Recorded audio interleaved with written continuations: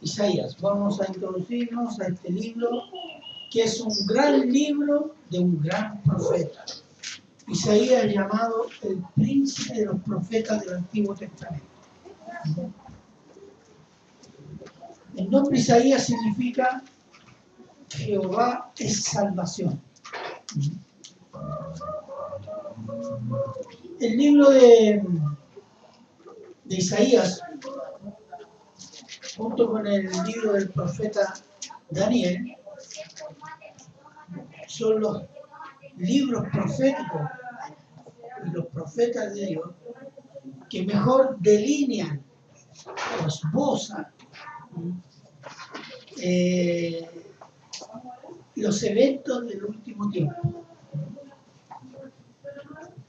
Por ejemplo, en Daniel hay una cronología, está el itinerario de el sueño de Nabucodonosor, que es el reino de Babilonia, reino medo-persa, reino griego, reino romano, reino eterno. Y es el dominio de los reinos gentiles sobre Israel. Y después en Daniel siempre tenemos la revelación del ángel a Daniel sobre 70 semanas de años sobre Israel, Jerusalén y el templo. Y estos dos eventos se juntan en la última semana de la semana 70. Pero en fin, entonces hay un itinerario cronológico de eventos futuros para el mundo y para Israel. Pero en Isaías tenemos también eso, tenemos mucho más. ¿Por qué? Tenemos en el libro de Isaías, habla sobre los juicios de Dios presentes en ese tiempo y futuros de Israel, sobre el reino de Judá. En el futuro inmediato está el cautiverio babilónico, que va a venir unos 80 años después, Isaías, con la idolatría. Juicio de las naciones. Están las características del reino de Cristo en la tierra, nacimiento y carácter del Mesías, el siervo de Jehová, la salvación de Israel y de las naciones. Y eso va del capítulo 1 al capítulo 35. Y del capítulo 36 al 66 va liberación de Judá del asedio de Asiria, sanación del rey Ezequías, como muestra de la buena voluntad de Dios a Judá, el reino de Judá, la seguridad de salvación de Israel, la idolatría de Israel, Dios único y verdadero, la obra del Mesías, el amor eterno de Dios a Israel, cielo nuevo, tierra nueva, juicio eterno. Todos esos temas están aquí en este libro, en Isaías. Si alguien quiere estudiar seriamente la profecía, tiene que estudiar 3 libros. Y digo estudiar: Daniel, Isaías y Apocalipsis. Y esos son los 3 libros claves para entender los eventos futuros, que es el programa de Dios, la obra de Cristo y los eventos futuros.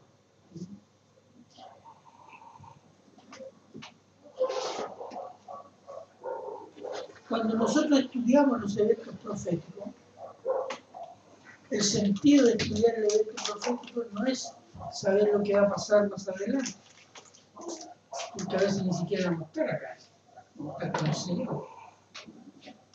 Pero conocer los eventos futuros nos sirve para conocer la profundidad del amor de Dios, la grandeza de Dios, y que nosotros somos parte de un plan que viene desde el inicio de la creación, para entender el Dios que tenemos y el Dios que nos salvó. Entonces,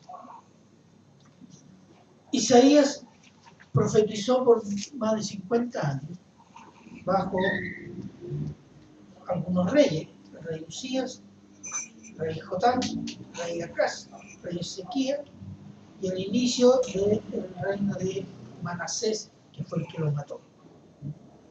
Y eso va del 739 al 686 antes de Cristo. Los profetas Oseas y Miqueas, que usted puede encontrar en el Antiguo Testamento, fueron contemporáneos a Isaías.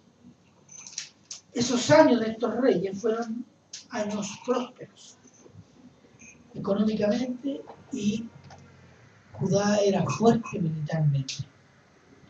Pero el reino de Judá estaba en un tiempo de apostasía e idolatría de los gobernantes, de los sacerdotes y del pueblo en general. Entonces Isaías comienza con un pronunciamiento de juicio de parte de Dios a un reino de Judá, capital Jerusalén, donde se adora ídolos, en donde se desprecia a Dios, se lo adora formalmente, pero de corazón está lejos el corazón de ellos de Dios. Y el profeta, en el nombre de Dios, hace una acusación fuerte, gravísima. Por último, Isaías era un hombre, un intelectual. Él no era sacerdote, pero era así de la familia de los gobernantes de Israel. Dicen que era un noble, por eso tenía mucha cercanía con los reyes y con los sacerdotes. Pero todo el tiempo que predicó, casi nadie le escuchó. Los que lo escucharon fueron por un tiempo, hermano. Entonces vamos a comenzar. Aún así, Dios bendijo a su profeta porque fue fiel. Entonces, vamos a comenzar. Y el título de este sermón es Dios de salvación y de juicio. Porque eso es lo que dice el libro de Isaías. Oremos. Padre bueno, eterno y misericordioso, Señor. Damos gracias, Señor, por este libro. Disponga nuestros corazones. Que el Espíritu Santo abra nuestro entendimiento y amor por esta palabra, Señor, para que podamos conocerlo más, entenderlo y poder amarlo y confiar mucho más en nuestro Señor Jesucristo. Padre, le doy gracias, Señor, y quedamos en sus manos. Se lo agradecemos todo en Cristo Jesús. Amén. Y vamos a comenzar con el pecado de Judá y Jerusalén. Y vamos a usar hasta Biblia, vamos a estar mayormente en Isaías. Isaías 1:1-4, que dice lo siguiente: visión de Isaías, hijo de Amós, la cual vio acerca de Judá y Jerusalén en días de Usías, Jotán, Acaz y Ezequías, reyes de Judá. Esta introducción, ¿qué nos dice? Que las visiones y las profecías que recibió el profeta Isaías fue en el curso del reino del rey Usías, reinado de Jotán, reinado de Acaz y Ezequías, que en conjunto fueron casi 60 años. Y dice: oíd cielos, esto es como un tribunal. Es como el profeta, Dios, por medio del profeta, pidiendo a los testigos un pronunciamiento. Y dice: oíd cielo, y escucha tu tierra, porque habla Jehová, crié hijos y los engrandecí, y ellos se rebelaron contra mí. El buey conoce a su dueño, y el asno el pesebre de su señor. Israel no entiende, mi pueblo no tiene conocimiento. Oh gente pecadora, pueblo cargado de maldad, generación de malignos, hijos depravados, dejaron a Jehová, provocaron a ira al santo de Israel, se volvieron atrás, etc. Comienza con un juicio. El libro comienza con un juicio de Israel. Israel, Judá, te has apartado de mí, degenerada, depravada, idólatra. ¿Se imagina que un predicador le diga a una iglesia lo mismo a esto?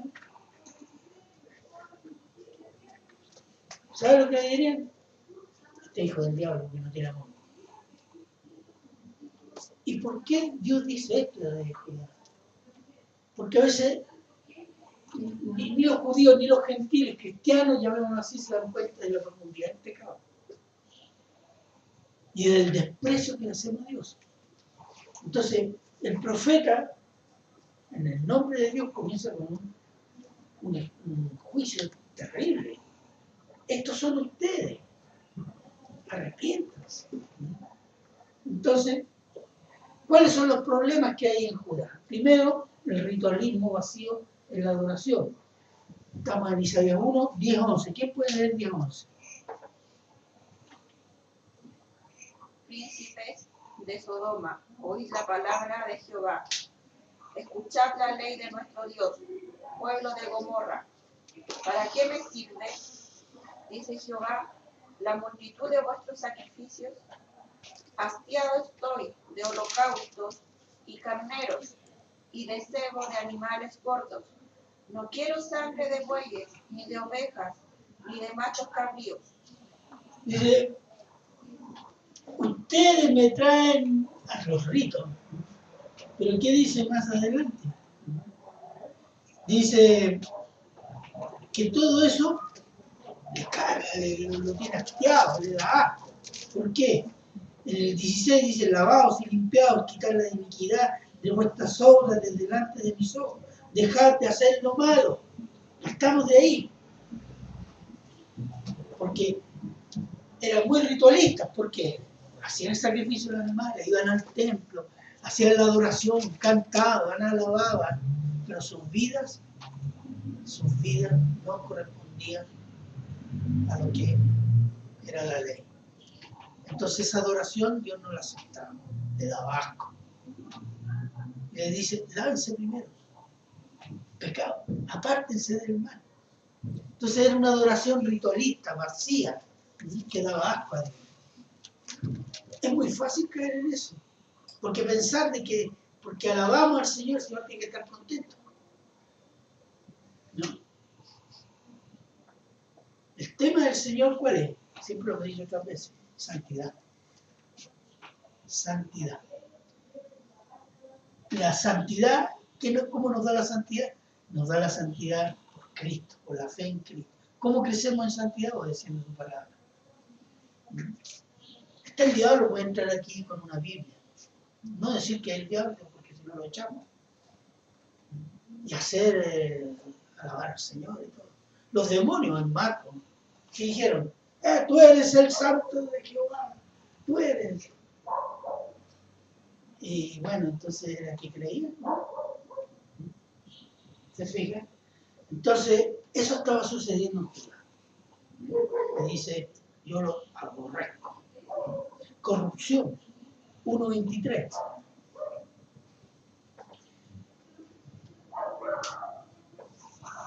¿Qué dice? Sus príncipes, prevaricadores y compañeros de ladrones, todos aman el soborno y van tras las recompensas. No hacen justicia al huérfano, ni llega a ellos la causa de la viuda. Exactamente. ¿Por qué? Porque les quitaban las cosas, no le pagaban sueldo, le quitaban casas, y además tanto en los tribunales, yo tengo a mi compadre. O sea, es muy parecido a lo que hay hoy día en algunas partes del mundo, menos en Chile, obviamente. No vaya a ser esto grabado y alguien puede acusarme, estoy acusando de corrupción a nuestro gobierno, pasado y presente, no puede ser. Pero eso había, se había degradado tanto que los que tenían poder no dejaban pasar las causas o la acusación de los más pobres, las viudas. Las viudas tenían derecho a varias cosas en Israel, y los pobres. Y ellos no cumplían, entonces si iban al tribunal, ellos controlaban el tribunal y ahí quedaba. Corrupción, soborno, coima, esos son los nombres. Después, ¿qué más tenemos? Decadencia moral de los dirigentes del pueblo, 3:9. Isaías 3:9.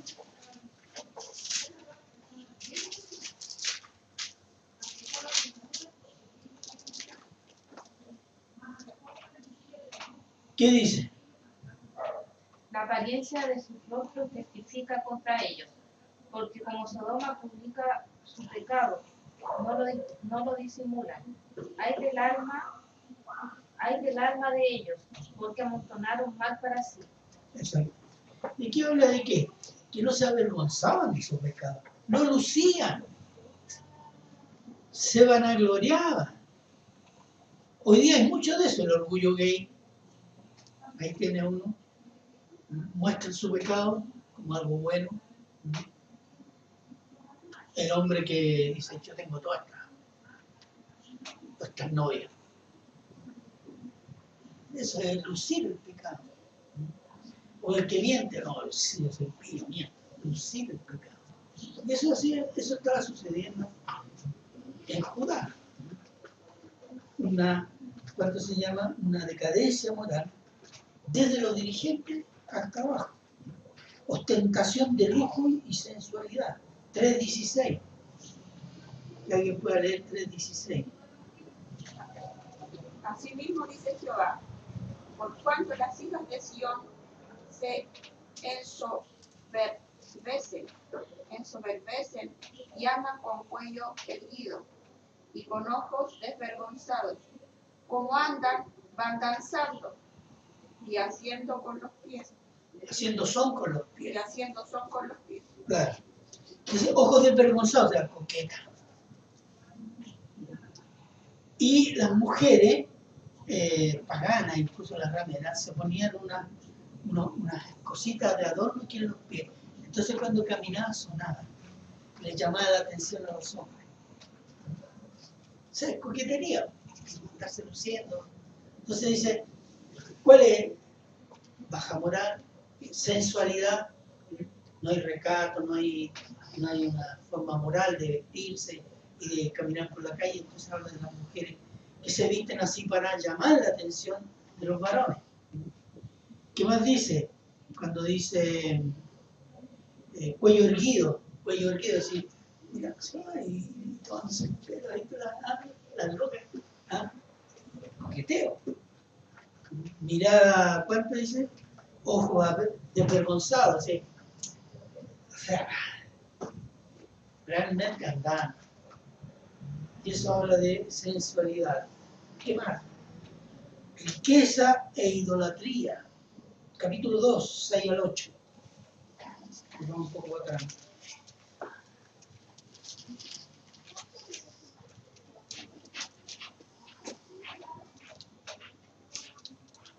¿Qué dice? Ciertamente tú has dejado tu pueblo, la casa de Jacob, porque están llenos de costumbres traídas del oriente y de agoreros, como los filisteos, y pactan con hijos de extranjeros. Su tierra está llena de plata y oro, sus tesoros no tienen fin. También está su tierra llena de caballos y sus carros son innumerables. Además, su tierra está llena de ídolos y se han arrodillado ante la obra de sus manos y ante lo que fabricaron sus dedos. Exactamente. Hay riqueza, abundancia de caballos, de oro, metales preciosos, pero incluso hay ocultismo, agoreros y todo eso es ocultismo. Y idolatría. Entonces, realmente es un cóctel más o menos. No sé, ¿qué país hoy día podría compararse a este? Así, como lo pasa. Estados Unidos. Rico, poderoso, pero un país que está rechazando pública y privadamente a Dios, donde el ocultismo se enseña hasta en las universidades, e idolatran jugadores de básquet y de fútbol americano. Eso es. ¿Qué más? Mentes reprobadas. Mente reprobada, ¿qué significa? Significa una mente que no tiene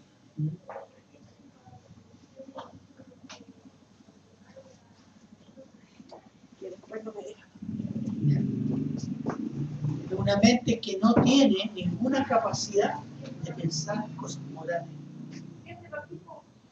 Y eso estaba sucediendo en Judá. 5:20. Isaías 5:20.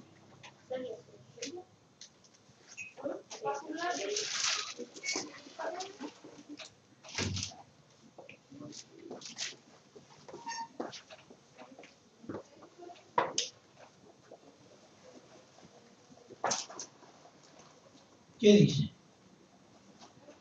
Hay de los malos, hay de los que a lo malo dicen bueno y a lo bueno malo, que hacen de la luz tinieblas y de las tinieblas luz, que ponen lo amargo por dulce y lo dulce por amargo. La primera palabra que está puesta ahí dice ay. Ese ay significa juicio. Juicio a los que dicen que lo bueno es malo y lo malo es bueno. Es lo que está sucediendo hoy día, ¿cierto? Entonces dice, eso es de una mente reprobada, que significa una mente incapaz ya de ser moral. Entonces, ¿qué viene después entonces como conclusión de esto? El juicio de Dios. Isaías 3, 24, 26, se lo leo yo. Hablando, digamos, de las cosas que las mujeres, en este caso, consideran necesarias. ¿Y el juicio cuál será? Y en lugar de perfumes aromáticos vendrá hediondez, y cuerda en lugar de cinturón, y cabeza rapada en lugar de compostura del cabello, en lugar de ropa de gana, ceñimiento de silicio, y quemadura en vez de hermosura. Tus varones caerán a espada, y tu fuerza en la guerra. Sus puertas se entristecerán, y enlutarán, y ella desamparada se sentará en tierra. Está hablando de las hijas de Sión. Es decir, le está diciendo el Señor, ustedes todo esto lo van a perder y esto aquí va a haber muerte, hambre, sufrimiento, pobreza. Pero también hay una promesa. El reino de Israel, el reino de Dios y la restauración de Israel. 2:1-4, se lo leo yo. Lo que vio Isaías, hijo de Amós, acerca de Judá y de Jerusalén. Acontecerá en los postreros de los tiempos, y aquí está dando una profecía para el final de los tiempos. Dice que será confirmado el monte de la casa de Jehová como cabeza de los montes. El monte donde está el templo es el monte Sión, donde está hoy día la mezquita musulmana, la mezquita de Omar, se llama. Ahí estaba el templo. Entonces dice, y ese monte será cabeza de un monte, es decir, Jerusalén será la capital del mundo. Eso es lo que está diciendo. Como cabeza de los montes será exaltado sobre los collados y correrán a él todas las naciones. Vendrán muchos pueblos y dirán, venid y subamos al monte de Jehová, a la casa de Dios de Jacob, y nos enseñará sus caminos y caminaremos por sus sendas, porque de Sión saldrá la ley y de Jerusalén la palabra de Jehová. Está hablando del milenio, del gobierno de Cristo en la tierra, y juzgará entre las naciones y reprenderá muchos pueblos, volverán sus espadas en rejas de arado y sus lanzas en hoces, no alzarán espada nación contra nación, ni se adiestrarán más para la guerra. Fíjese, de esta circunstancia tan terrible que está viviendo Judá, hay un juicio de Dios inmediato, pero hay una restauración profética que está al final de los tiempos. ¿Qué quiere decir esto? Quiere decir que Israel, a pesar del pecado, Dios hará juicio, pero la restaurará. ¿Por qué? Porque es la promesa que tiene ¿con quién? Con Abraham, con Isaac y las 12 tribus de Israel. Dios prometió algo, tierra. ¿Qué más le prometió? Un rey. A David un rey para siempre, para en tu trono, en fin. Y eso depende de Dios, no depende de lo que hace Israel, pero Israel no deja de padecer juicio por su pecado, para que lo entendamos. Por último, 4:2:4, Isaías 4:2:4, cuando dice, futuro glorioso de Jerusalén, continuación de la profecía escatológica de los últimos tiempos. En aquel tiempo el renuevo de Jehová será para hermosura y gloria, el fruto de la tierra para grandeza y honra a los sobrevivientes de Israel. Y acontecerá que el que quedare en Sión y el que fuere dejado en Jerusalén será llamado santo. Todos los que en Jerusalén estén registrados entre los vivientes. Cuando el Señor lave las inmundicias de las hijas de Sión y limpie la sangre de Jerusalén de en medio de ella, con espíritu de juicio y con espíritu de devastación. Es decir, para la limpieza tiene que haber un juicio, para la limpieza espiritual de Israel. El pecado de Judá era la soberbia de Jerusalén, el desprecio del pueblo de las cosas de Dios, la corrupción moral de los líderes, son la constante del reino de Judá. Pocos son los reyes que obedecieron a Dios. Pero la constante, la mayor parte del tiempo, es corrupción, idolatría, inmoralidad. Y Dios anuncia juicios, un juicio cercano y un juicio lejano, una restauración de Israel, una restauración cercana y una restauración lejana, bajo el gobierno directo de Dios en la tierra, para lo cual Dios llama y prepara a su profeta para la dura e ingrata misión en medio de un pueblo pecador, rebelde y corrupto. ¿Cómo se hace? Dios llama a un hombre, miren, predícales, dile, lo van a matar, ¿o no? Israel había matado a un profeta en algunos momentos, que llamaron a Israel y decían, Israel, vuélvete a Jehová, abandona los ídolos, y algunos reyes mataron al profeta. Hoy día no está sucediendo eso, ¿cierto? No están matando predicadores, pero sí en algunas partes los están metiendo en la cárcel. En Inglaterra, Estados Unidos, Australia, Canadá.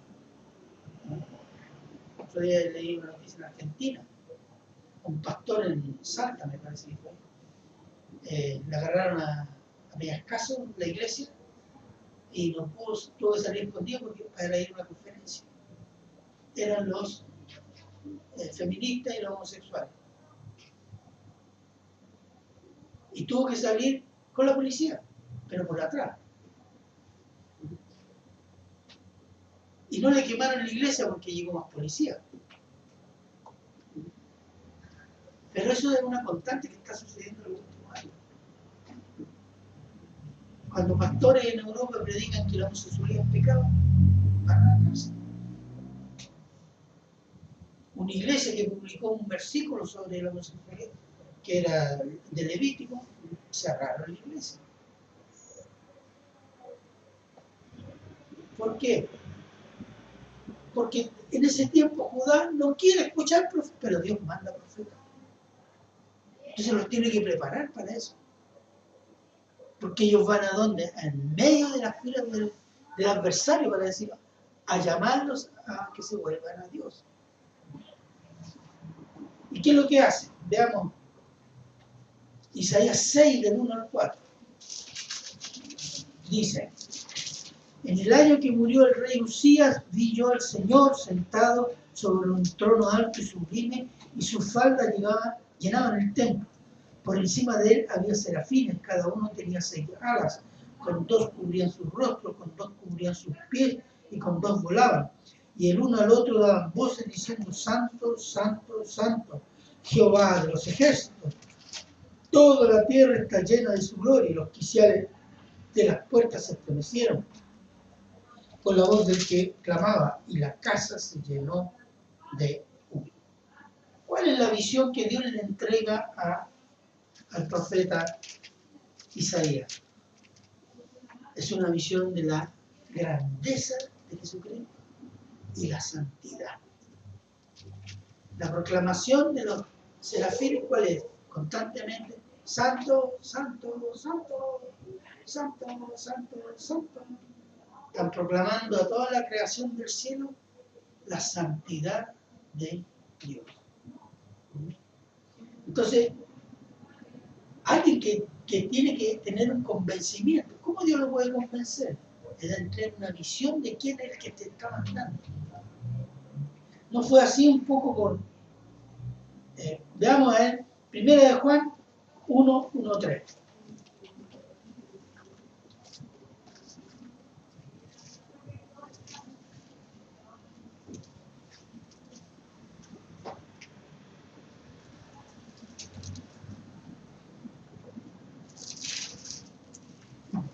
¿Qué dice? 1 de Juan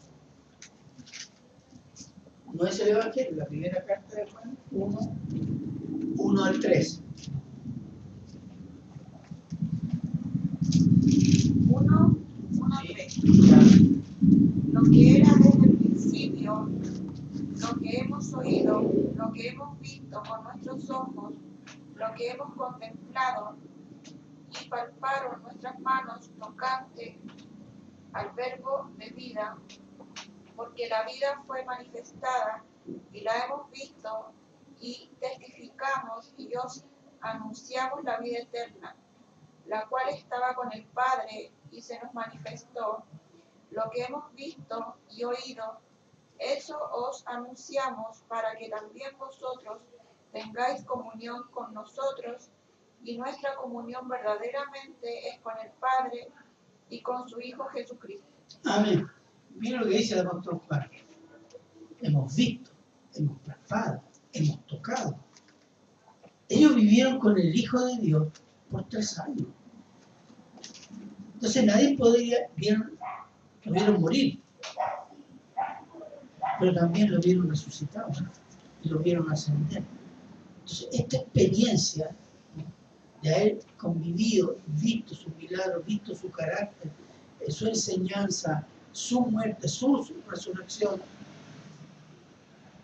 a esos hombres tú no los puedes decir, no, si era una alucinación. Nosotros lo tocamos, lo palpamos, comimos juntos, dormimos junto a Él, vimos lo que hizo y sabemos lo que nos ha enseñado. Entonces esos hombres, nadie los va a poder convencer de que es mentira. Y ellos murieron por eso. ¿Para qué? Para la predicación del Evangelio en el mundo de ese tiempo. Porque él sabía que esto iba a ser muy duro al inicio. Hay periodos de la historia de la iglesia que son muy duros. El inicio fue terriblemente duro. Dice el único que murió de viejo fue Juan. Pero junto con los apóstoles hubieron otros que fueron asesinados. No solo ahí en Jerusalén, en varios países del Medio Oriente, parte del norte de África, donde llegaron predicando ellos. El mismo apóstol Pablo. Permanentemente él estuvo amenazado de muerte. Entonces, ¿cómo un hombre puede, siendo un ser humano, puede soportar esa presión tan grande? La única manera es conocer y experimentar la grandeza y la santidad de Dios. ¿Por qué? Porque eso me dice en mi alma, en mi mente y en mi corazón que yo sé a quién le estoy sirviendo. Cuando tenemos una visión pequeña de Dios y de Cristo, nosotros somos irreverentes, irrespetuosos. Pero cuando conocemos quién es Dios y cómo es Dios, Cristo es Dios. Entonces, ¿qué hacemos? Agachamos el moño. Y eso impacta nuestra alma. Y estamos dispuestos a morir porque yo sé quién es Él. Yo sé lo que me da, ha dado y lo que me dará. Cuando no conocemos a Dios, o un conocimiento superficial, un conocimiento tergiversado, nosotros tenemos una práctica falsa. Y sucede entre los cristianos que por no tener una correcta bíblica visión, no imaginación, conocimiento de quién es Dios,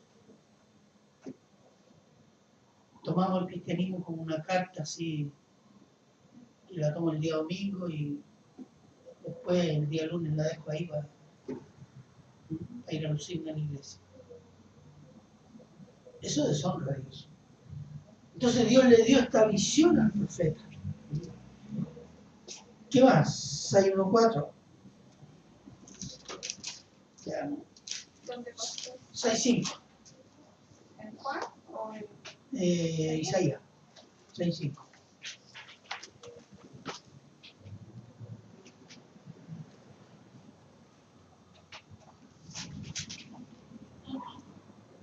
Entonces dije, ay de mí, que soy muerto, porque siendo hombre inmundo de labios y habitando en medio de pueblo que tiene labios inmundos, han visto mis ojos al Rey, Jehová de los ejércitos. Había un dicho entre los judíos que decía: el que ve a Jehová muere. Dios se lo dijo a Moisés: no podrá hombre ver mi rostro, o sea, verme la plenitud de mi gloria, sin que muere. Porque la santidad de Dios es terrible. Es como una bomba atómica, tal vez más devastadora. Por eso Dios, para hablar a los hombres, se hizo hombre, sin pecado, para poder redimir. Entonces, ¿qué hace el profeta? El profeta se da cuenta de cuán pecaminoso es. A medida que conocemos a Cristo, quién es Dios, nos damos cuenta de lo que somos. Como el blanco que lava más blanco, ¿cómo era? ¿Se acuerdan de una publicidad antigua? Había uno que decía que tiene una camisa blanca, y entonces pasaba una raya con un detergente. Este lava más blanco. Y era mucho más blanco. Mientras no conozca el blanco, no se dan cuenta que su camisa no era tan blanca. ¿Ah? Es lo mismo con Dios. Mientras conocemos a Dios, cómo es Dios y quién es Dios, nos damos cuenta que estamos podridos de pecado. Y eso siente el profeta. Entonces dice: voy a morir, ay de mí, estoy bajo juicio. 6, 7. Capítulo 6, 7. Capítulo 6, siempre estamos en Isaías, versículos 6 y 7.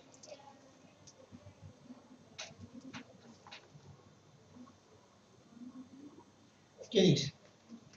Y tocando con él sobre mi boca, dijo: he aquí que esto tocó tus labios, y he quitada tu culpa, y limpio tu pecado. Exactamente. Lo purifica, porque no le da esa visión para matarlo, sino para que reconozca su pecado, pero reconozca también que solo Dios lo puede purificar. Se purifica al profeta. ¿Y qué hace después? 6, 8 al 10. Lo leo yo. 6, 8 al 10. El profeta es enviado. Y dijo: anda y di a este pueblo, oíd bien y no entendáis, ved por cierto, 8. Después oí la voz del Señor que decía: ¿a quién enviaré y quién irá por nosotros? Hay un plural ahí, tomen nota. Entonces respondí yo: heme aquí, envíame a mí. Y dijo: anda y di a este pueblo, oíd bien y no entendáis, ved por cierto, mas no comprendáis, engruesa el corazón de este pueblo, agrava sus oídos, ciega sus ojos para que no vea con sus ojos, ni oiga con sus oídos, ni su corazón entienda, ni se convierta, y haya para él sanidad. Este era un profeta de juicio. ¿Tú sabes que hay una forma muy especial de dar juicio, Señor? Y Jesús también lo hizo de alguna manera, pero les voy a explicar. Una persona que cuando recibe mayor revelación, mayor palabra de Dios, y en este caso el profeta y entregar, digamos, un juicio y un llamado a Israel, y no lo obedece, mayor condenación hay, más juicio hay. Es una forma de hacer juicio. Cuando Jesús comienza a predicar en parábola, entonces dice: ¿por qué predicas en parábola si nadie te entiende? Entonces dice: yo a ustedes se las explico porque ustedes han creído, pero ellos no han creído. Entonces les hablo por parábola para que no entiendan, porque no han querido creer. Porque si les explico más, hay mayor juicio. Esa fue la misericordia de Jesús con los que no creyeron. Pero aquí el juicio es: ellos no te van a oír, endurece el corazón, porque hay mayor juicio. Por eso es una predicación de juicio. No solo decir: Israel, vuélvete, Israel, deja tu pecado. Israel, deja la idolatría, vuelve a la ley, vuelve a tu Dios. No solo eso, la negación de Israel iba a significar mayor juicio. Es una forma de condenar, hermano. ¿Por qué? Dice la Biblia, mientras más escuchas, más sabes, mayor es el juicio. Partiendo lo hace que no se obedece. Entonces, el profeta es enviado a un pueblo rebelde, bajo juicio, para que no entiendan, no se salven, por su perseverancia en el pecado. Isaías predicó 50 años. Y el juicio que se preparó fue al final, después de unos 80 años, después de Isaías, fue el cautiverio babilónico, por 70 años. Era un pueblo corrupto, un pueblo pecador, un pueblo inmoral, un pueblo rebelde, un pueblo idólatra. Pocos fueron los 70 años. ¿Por qué? Fue un juicio con la promesa del retorno. Al final de los 70 años, Israel, tú volverás a Jerusalén. Pero para que entendamos, el juicio de Dios lleva siempre misericordia, aún con el mundo incrédulo. Y después está el profeta Isaías, anuncia el medio para la salvación y restauración de Israel, el siervo de Jehová. 7:14.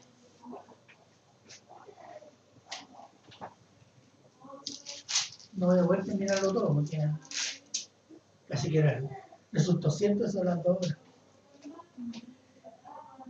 Por tanto, el Señor mismo os dará señal. He aquí que la Virgen concebirá y dará a luz un hijo y llamará su nombre Emmanuel. ¿Qué significa Emmanuel? ¿Qué significa? Dios con nosotros. Dios con nosotros. Fíjese, ese anuncio que le hace Isaías al rey Acaz tiene 2 cumplimientos, un cumplimiento cercano en relación a Asiria, que Asiria va a ser derrotada y va a ser devastada. Y tiene un cumplimiento lejano. ¿Quién cita este pasaje? Mateo. ¿Y lo aplica a quién? A Jesucristo. ¿Quién es la Virgen? María. ¿Entiendes? Entonces, esta profecía tiene 2 cumplimientos. Cumplimiento cercano, cumplimiento lejano.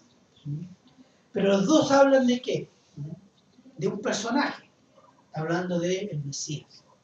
El Mesías es Dios en medio de los hombres. Eso significa, Emmanuel. Dios se va a hacer hombre para vivir en medio de los hombres. Y eso se cumple con Jesucristo. ¿Cierto? Después, 9. Capítulo 9, 6, 7.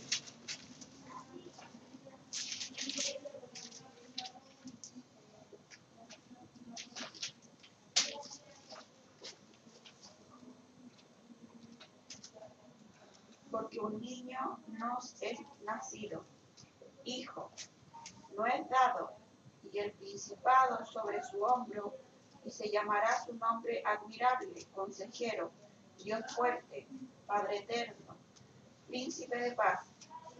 Lo debilitado de su imperio y la paz no tendrán límite sobre el trono de David y sobre su reino, disponiéndolo y confirmándolo en juicio y en justicia desde ahora y para siempre. El celo de Jehová de los ejércitos hará esto. Esto es otro anuncio del Mesías, porque dice, niño nos ha nacido, hombre. Hijo nos ha dado, hijo de Dios. Dios dio su hijo. Entonces están las 2 características. El Mesías es hombre que nace, pero es Dios dado por Dios. Entonces dice, ¿cuáles son las características que se mencionan ahí en el pasaje? Son que Él gobernará con los atributos de Dios. Él muere como hombre, pero el día que venga a gobernar, Él va a gobernar con los atributos de Dios. Es hombre y es Dios. Entonces tenemos que es hombre, segundo, que va a nacer acá en la tierra, y tercero, que cuando gobierne va a gobernar con los atributos de Dios, que son los atributos de Él. Y después, pero hay un intervalo, 53, 2 al 7. Vamos a ver este pasaje y ahí vamos a cerrar por día. ¿Qué capítulo? Capítulo 53, Isaías, 2, 7.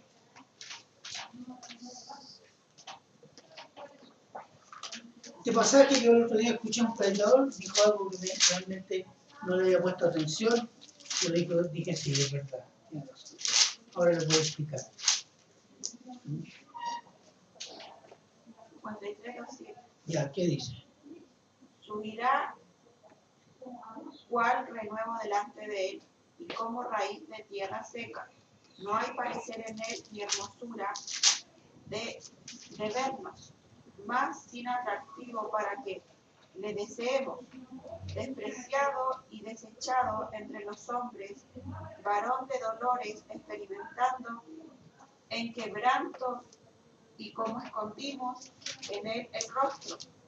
Fue menospreciado y no lo estimamos.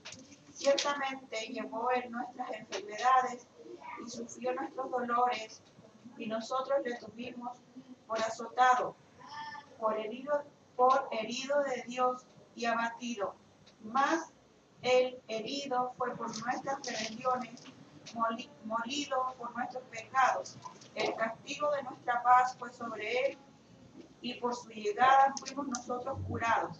Todos nosotros nos descarriamos como ovejas, cada cual se apartó por su camino. Mas Jehová cargó en el pecado de todos nosotros. Angustiado él y afligido, no abrió su boca. Como cordero fue llevado al matadero, y como oveja delante de sus trasquilladores, enmudeció y no abrió su boca. Gracias, hermano. Esa es la descripción de la cruz de Cristo, ¿cierto? Si uno lee Mateo, las partes, digamos, cuando lo toman detenido y lo llevan a juicio y después lo torturan, lo azotan, lo crucifican, etc. Esta descripción rinde precisamente lo que sucedió y que tenemos testimoniado por los 4 evangelios. Pero es mucho más que eso. Fíjese que está en primera persona. Nosotros lo vimos. ¿Quiénes? Nosotros lo tuvimos por azotado de Dios. Por nuestros pecados murió. ¿Quién está hablando ahí? Esto es una profecía de la conversión de Israel, hermano. Acuérdense que Cristo vino, la primera venida, a Israel. A ofrecer el reino a Israel. En la segunda venida vendrá a salvar a Israel. Y ahí van a decir eso. Era Él. Murió por nosotros. Nosotros lo tuvimos por castigado de Dios. Entonces, es increíble esta profecía, porque es una profecía, no solo de la crucifixión de Cristo, sino de la conversión de Israel. Y es muy interesante. Yo lo he leído varias veces, pero cuando escuché este predicador y lo volví a leer, dije, sí, por el tiempo verbal. No dice, y se convirtieron, está hablando en primera persona. Nosotros, por nosotros murió, por nuestros pecados. Esto está en un contexto judío. Nosotros, como dijimos en Romanos la otra vez, entramos a esta bendición por Cristo Jesús después de su muerte y resurrección, por el rechazo de Israel. Bien, vamos a ver 53:10.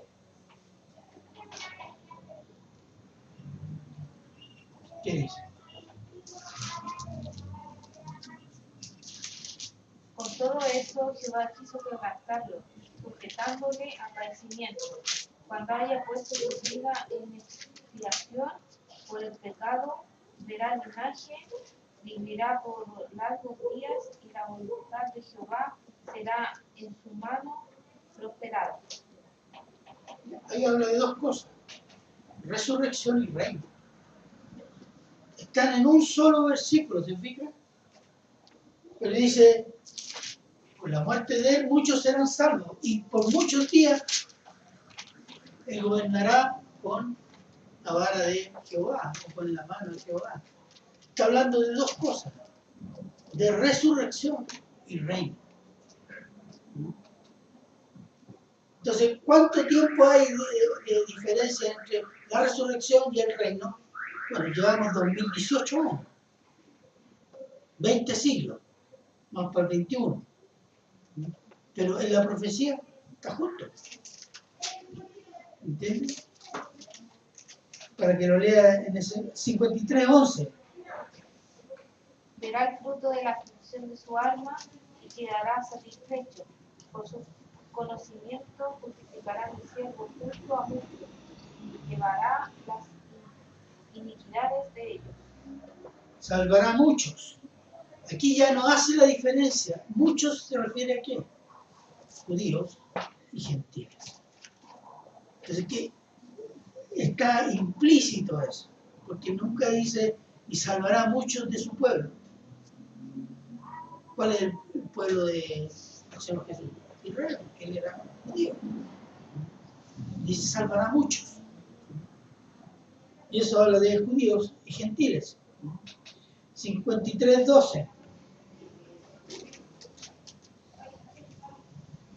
Por tanto, yo le daré parte con los grandes, y con los fuertes repartirá despojos, por cuanto derramó su vida hasta la muerte y fue contado con los pecadores, habiendo él llevado el pecado de muchos y orado por los transgresores.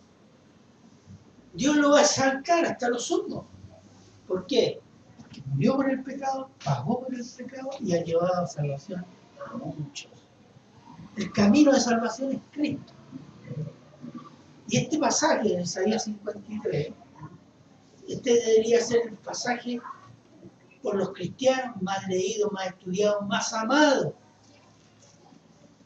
Porque nosotros somos insertos en esta bendición que Dios quiso regalar a Israel. Y que Israel la va a tomar o va a ser asumida al final de los tiempos. Pero en tanto Él nos ha insertado a nosotros en ser salvos por la fe en Cristo. Para concluir, le voy a leer Filipenses 2:5-11, que es un poco muy parecido al último versículo que leímos de 53. Filipenses 2, del 5-11, cuando dice: haya pues en vosotros este sentir que hubo también en Cristo Jesús, el cual siendo en forma de Dios, no estimó el ser igual a Dios como cosa a que aferrarse, sino que se despojó a sí mismo, tomando forma de siervo, hecho semejante a los hombres, y estando en la condición de hombre, se humilló a sí mismo, haciéndose obediente hasta la muerte y muerte de cruz. Por lo cual Dios también le exaltó hasta lo sumo y le dio un nombre sobre todo nombre, para que en el nombre de Jesús se doble toda rodilla, los que están en los cielos, en la tierra y debajo de la tierra, y toda lengua confiese que Jesús es el Señor, para gloria de Dios Padre. Amén. Entonces,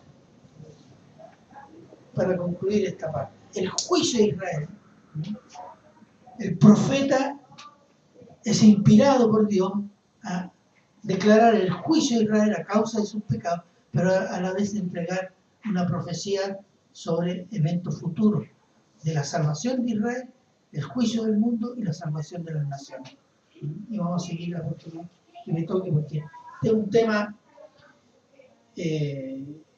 a mí me entusiasmó. Yo leo muchas veces Isaías porque es muy profundo. Hay una revelación de Dios ahí que es muy increíble. Y nosotros a veces, por no saber leer, por pereza mental, nos perdimos esa bendición. Lea Isaías, no importa que la lea Isaías en 6 meses si quiere. Pero va a ver la bendición, va a conocer mucho más a Dios. Entonces, lo vamos a dejar hasta ahí. Vamos a dar gracias a Dios y vamos a seguir después con la parte final. Yo creí que iba a alcanzar a terminar, pero me doy cuenta que no. Pero algo importante que debemos siempre recordar, una de las cosas que nosotros tenemos que imitar al profeta, ¿cuál es? Someterse a Dios, servir a Dios, reconocer nuestro pecado, reconocer que somos salvos por misericordia y que tenemos este testimonio en nuestra alma de quién es Dios por medio de Cristo. Yo creo que a veces algunos están jugando con Dios, jugando a ser cristianos, jugando con la gracia y la paciencia de Dios. No nos equivoquemos, hermano. Si Dios castigó a Israel, su pueblo amado, y los castigó después de la muerte y resurrección del Señor Jesús, con 19 siglos de esparcido por el mundo, perseguido en muchas partes, asesinado, etc. Si hizo eso con su pueblo, ¿usted cree que por nosotros, que somos cristianos, nos creemos santos y todo eso, va a ser menos si pecamos? Podemos imaginarnos, si Dios hizo eso con su pueblo, y con menos si insistimos en nuestro pecado, ¿acaso Dios no? No, esto no nos va a tocar, poquito, no. Exactamente igual. Porque el pecado de Israel exactamente es el pecado que tenemos nosotros. Y que a veces, lo mismo que describe acá el profeta de Judá, lo hacemos nosotros, se hace en la iglesia. O iglesia entera.